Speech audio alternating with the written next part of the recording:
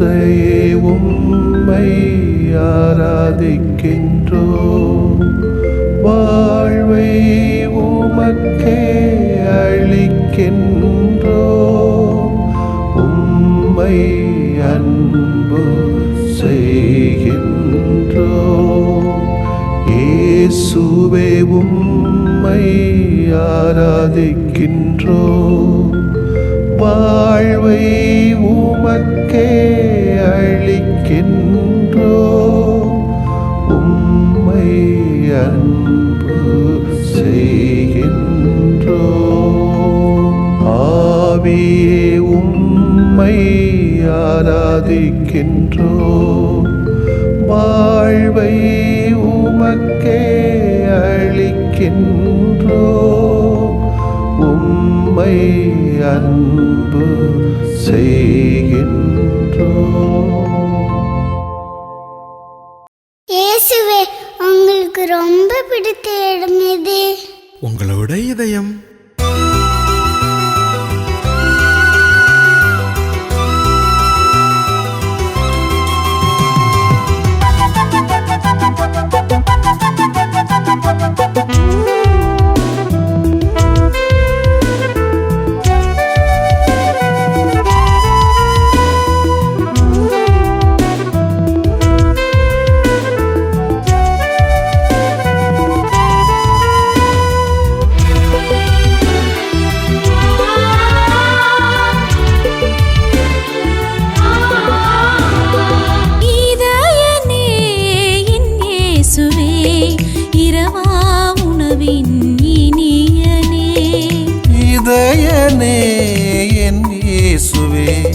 இரவா உணவின் இனியனே, உன்னை என்னில் உயிரோடு இணைக்கும் உவகை நேரம் இது.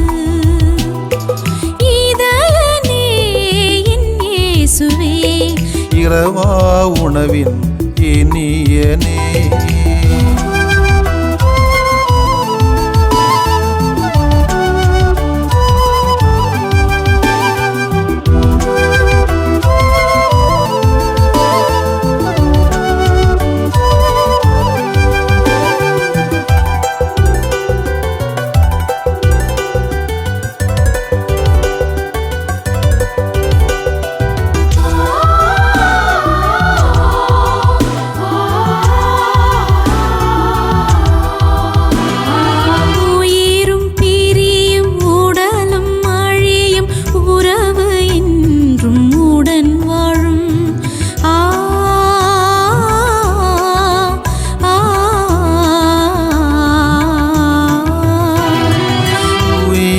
பிரியும் உடலும் அழியும் உறவு என்றும் உடன் வாழும் உண்மை உறவு சுடராய் உணவின் உருவில் உள்ளம் உரைய இறைவாவா இறைவாவா இறைவாவா.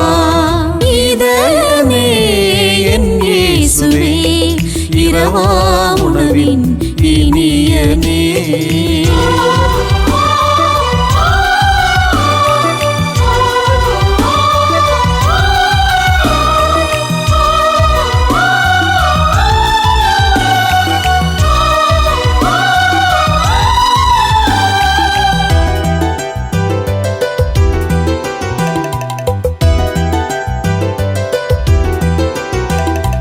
வானம் அருளும் பூமி புரளும் வார்த்தை என்றும் வழுவாது.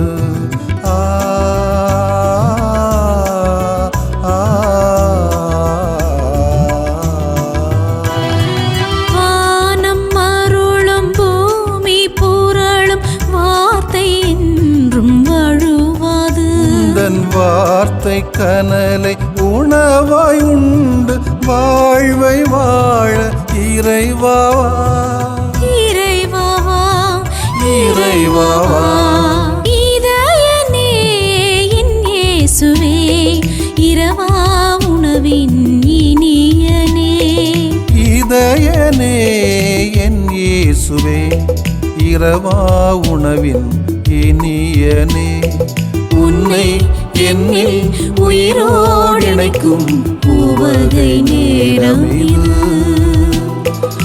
இதயமே என் இயேசுவே, இரவா உணவின் இனியனே. இதயமே இரவா உணவின் உன்னை என்னில் உயிரோடு இணைக்கும் உவகை நேரம் இது.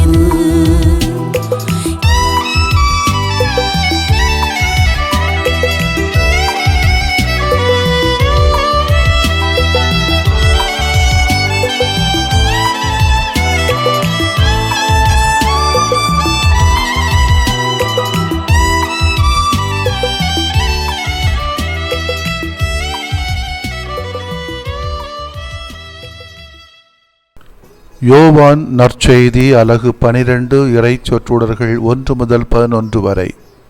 பாஸ்கா விழாவுக்கு 6 நாட்களுக்கு முன்பு இயேசு பெத்தானியாவுக்கு சென்றார். அங்குதான் இயேசு லாசரை உயிர்த்தெழச் செய்தார்.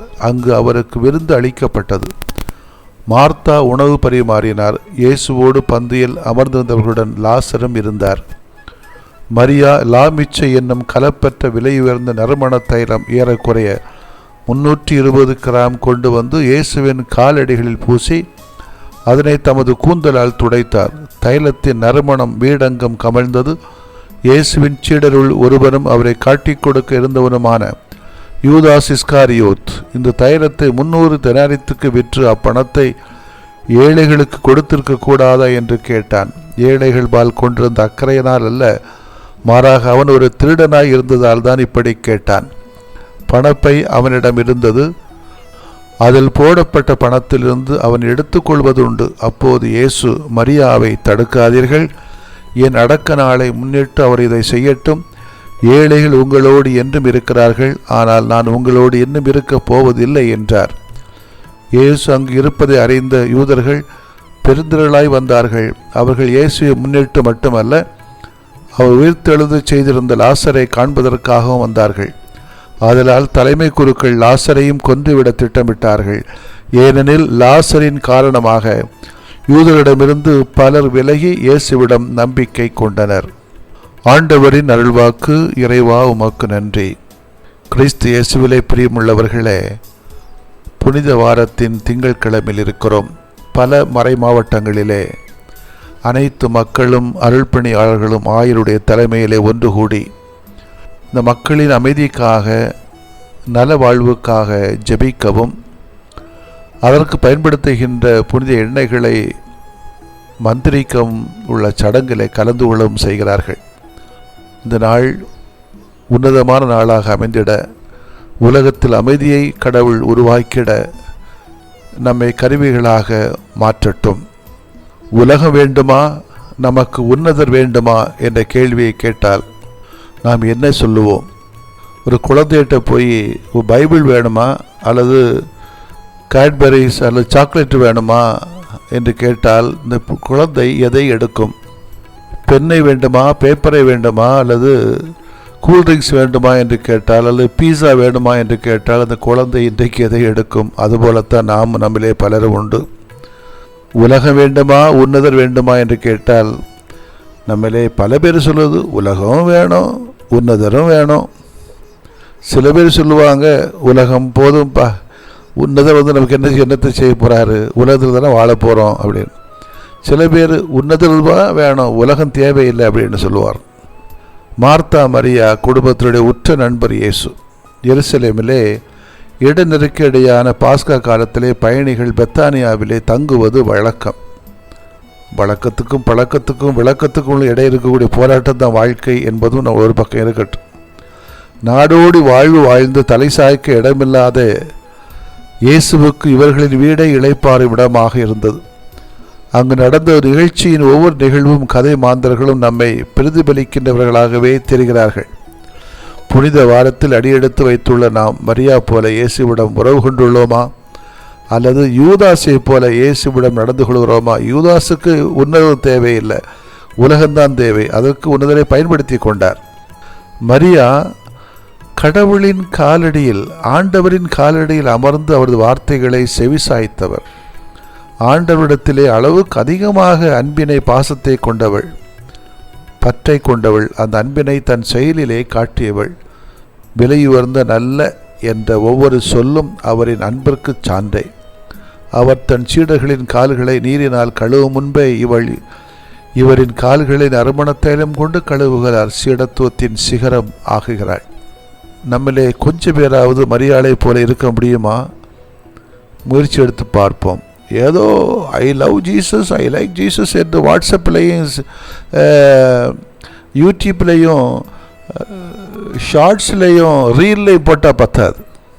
அளவுக்கு அதிகமான ரீல்ஸும் ஷார்ட்ஸையும் நான் பார்க்குறது, அது ரொம்ப அதிகம் போல தோணுது.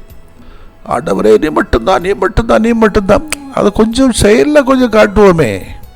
யூதாஸ் இயேசுவை காசுக்காகவே காட்டி கொடுக்க போகிறார் என்பதின் முன்னோட்டமாகவே இந்த நிகழ்வு அமைகிறது. உண்மையான சீடர் மரியா காசினை தைலமாக்கி அவரின் காலடியை கழுவி இவ்வுலக செல்வமெல்லாம் நான் பெற்று பெறும் இன்பத்தை காட்டிலும் இவரின் பாதத்தில் இருப்பது எத்தனை பேர் என்று வாழ்கிறாரே. யூதாசோ இவரை விட உலகின் செல்வமே இன்பம் என உலக ஆசைக்குள்ளும் மாய வலைகளுக்குள்ளும் தன்னை சிக்க வைக்கிறான். இந்த புனித வாரத்தில் நாம் நல்ல முடிவெடுக்க வேண்டியிருக்கிறது. லாசரை உயிர்த்தெழச் செய்த நிகழ்ச்சி ஏராளமான யூதர்களை மனமாற்றியிருந்தது. அவர்கள் இயேசுவில் நம்பிக்கை வைக்க ஆரம்பித்தார்கள். இயேசுவிடம் பலர் நம்பிக்கை கொள்வது அதிகார வர்க்கத்தினருக்கு பெருத்த தலைவலியை ஏற்படுத்த தொடங்கியது. அதற்காக அவர்கள் லாசரை கொல்வதற்கும் துணிந்து விட்டார்கள். இயேசு மீது மக்கள் நம்பிக்கை கொள்வதனால் அவர்களுக்கு என்ன இழப்பு? சதுசேயர்கள் ரோமி அரசோடு நெருங்கிய தொடர்பில் இருந்தார்கள். அவருடைய நோக்கம் தங்களது அதிகாரத்திற்கும் பதவிக்கு எந்த பாதகம் வந்துவிடக்கூடாது என்பதுதான். பொதுவாக ரோமியர்கள் தங்கள் அடிமைப்படுத்தப்பட்டிருந்த நாடுகளுக்கு சுதந்திரத்தை கொடுத்திருந்தார்கள். அங்கே அதிகாரத்தோடு இருக்கின்றவர்களை தங்களது கைகளிலே போட்டுக்கொண்டு ஆட்சி செய்து வந்தார்கள். ஆனால் கலகம் ஏதாவது வந்தால் அதனை முடிவுக்கு கொண்டு வர எதற்கும் செல்ல துணிந்தவர்கள். இப்படிப்பட்ட சூழ்நிலையில் பல மக்கள் இயேசுவின் மீது விசுவாசம் கொள்வது நிச்சயம் கலகத்தை தூண்டுவதற்கான ஒரு வாய்ப்பாக முடியும். இது ரோமியர்களுக்கு மிகுந்த கோபத்தையும் அடக்க வேண்டும் என்கிற வெறியையும் தூண்டும். அது அதிகார வர்க்கத்தினருக்கு இழப்பாக முடியும். ஆகவே இயேசுவை நம்புவதற்கு காரணமாக இருக்கிற லாசரை கொல்வதன் மூலம் இந்த பிரச்சனைக்கு ஒரு முற்றுப்புள்ளி வைக்க விரும்புகிறார்கள். இவ்வாறு தங்களது பதவி அதிகாரத்தை காப்பாற்றுவதற்கு எந்த எல்லைக்கும் தாங்கள் தயார் என்கிற சுயநலத்திற்கு அதிகார வர்க்கமான பரிசேயர்கள், சதுசேயர்கள் மற்றும் மறைநூல் அறிஞர்கள் விளங்குகிறார்கள். இன்றைக்கும் நம்முடைய திருச்சபையில், நம்ம சமூகத்தில் இப்படிப்பட்ட ஆட்கள் இருக்கத்தானே செய்கிறார்கள். கொஞ்சம் யோசித்து பார்ப்போம் தயவு செய்து. வழக்கம் போல் இயேசு சாவார், சிலுவை கொண்டாடணும், தைலத்தை பூசணும், உயிர் திருவாள், அது ஓகே. அதெல்லாம் நம்ம ஒரு நினைவு கொண்டாட்டங்களோடு மட்டும் நிறுத்திவிடக்கூடாது. கொஞ்சம் மேலும் இன்றைக்கி வரக்கூடிய காலகட்டங்களில் நம்ம நிலைப்பாடுன்னு எடுக்க வேண்டியிருக்கிறது. சில நிலைப்பாடுகள் எடுக்கிற சமயத்தில் ஒரு பக்கம் கஷ்டம், கடினம், வலி, வேதனை, விமர்சனங்கள், தூக்கி எறிதல் நடக்கத்தான் செய்யும். அதையும் ஏற்றுக்கொண்டுதான் ஆக வேண்டி இருக்கிறது. சில சமயங்கள் அதிகார வர்த்தகம் செய்யக்கூடிய காரியங்கள்லாம் பார்த்தா கொலை செய்ய வேண்டும் என்ற எண்ணம் தான் வரும். அந்த அளவுக்கு இயேசுடைய பெயரை சொல்லி, ஆண்டவர்கள் பெயரை சொல்லி அதிகார வர்க்கத்தினர் அவங்க செய்கிற தவறுகளையெல்லாம் மறைத்துவிட்டு எப்படியெல்லாம் ஏழைகளை வதைக்க வேண்டுமோ அப்படியெல்லாம் வதைக்கின்ற ஒரு சுயநல சூழ்நிலையில் இயேசு வேண்டுமா, உலகம் வேண்டுமா, ஆண்டவர் வேண்டுமா, உன்னதர் வேண்டுமா? சிந்திப்போம். ஆமேன். மன்றாடுவோமாக. எங்களுக்காக சிலுவைச் சாவை ஏற்றுக்கொண்ட ஆண்டவரே, உம்மை போற்றுகிறோம். மரியாயைப் போல எங்களது அன்பும் கலப்பற்றதாக, விலை மதிப்பற்றதாக, எங்கும் கமழ்வதாக அமையும். உங்களுக்கு கடுகளவு நம்பிக்கை இருந்தால் நீங்கள் இம்மலையை பார்த்து இங்கிருந்து பெயர்ந்து அங்கு போ என கூறினால் அது பெயர்ந்து போகும்.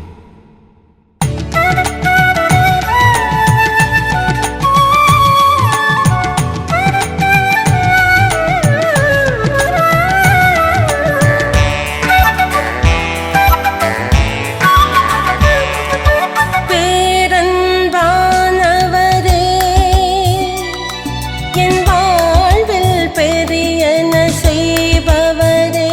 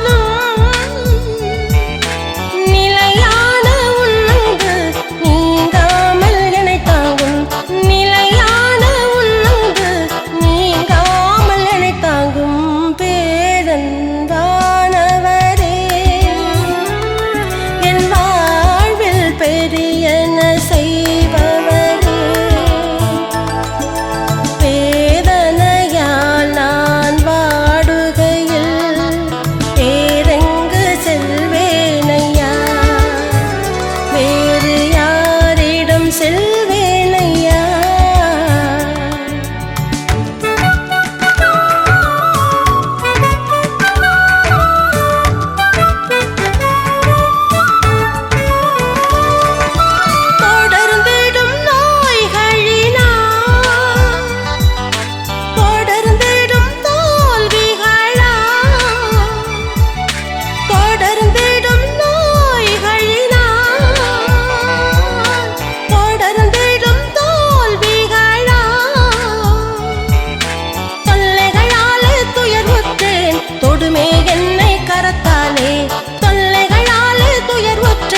தொடுமே என்னை கரத்தாலே.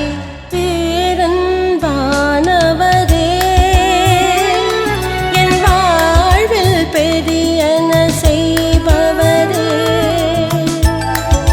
வேதனையால் நான் வாடுகையில் வேறெங்கு செல்வேனையா, வேறு யாரிடம் செல்வேனையா.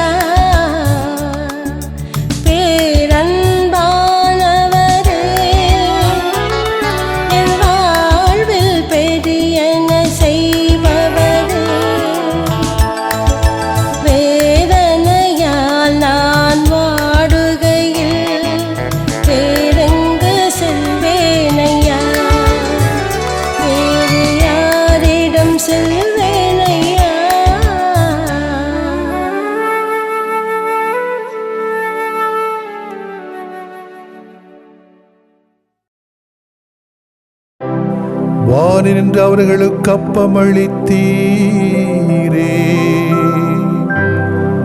இனிமையெல்லாம் தன்னகத்தில் கொண்ட அப்பம் இதுவே. மன்றாடுவோமாக. இறைவா, இந்த வியப்புக்குரிய அருளடையாளத்திலே உம்முடைய பாடுகளின் நினைவை எங்களுக்கு விட்டு சென்றீ. உமது திருவுடல் திரு ரத்தமாகியவற்றின் தூய மறைபொருளை வணங்கும் நாங்கள் உமது மீட்பின் பயனை இடைவிடாமல் துய்த்து உணர்ந்து மகிழ அருள்வீராக. தந்தையாகிய இறைவனோடு தூய ஆவியாரை ஒன்றிப்பில் இறைவனாய் என்றென்றும் வாழ்ந்து ஆட்சி செய்கின்ற உம்மை மன்றாடுகின்றோ.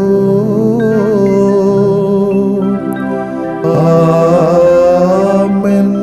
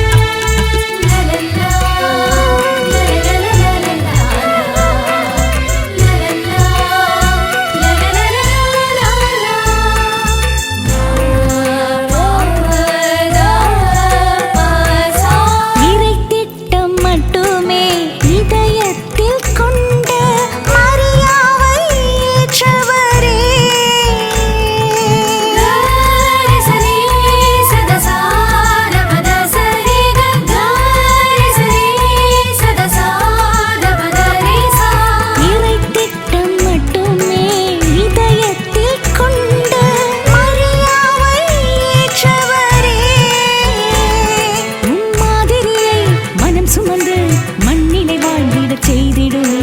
மாதிரியை மனம் சுமந்து மண்ணிலை வாழ்ந்திடச் செய்திடுமே. எம் சூசை முனியே, எம் பாச துணையே, எம் நல காவலரே, எமக்கென மன்றாடுமே. தசரவர தசரவ மமக தசரவர தசரவ மமக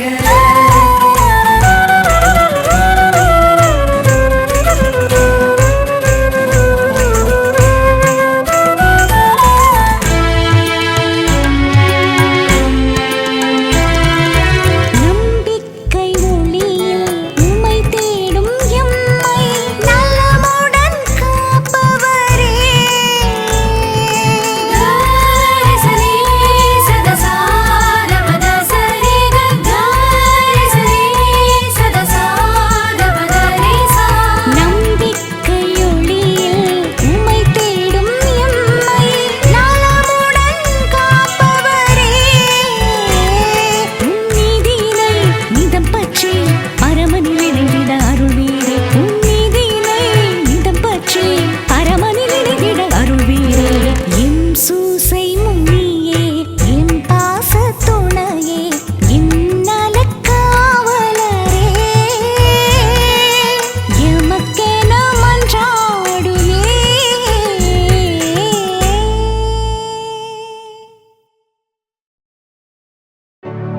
நிலையான புகழுக்குரிய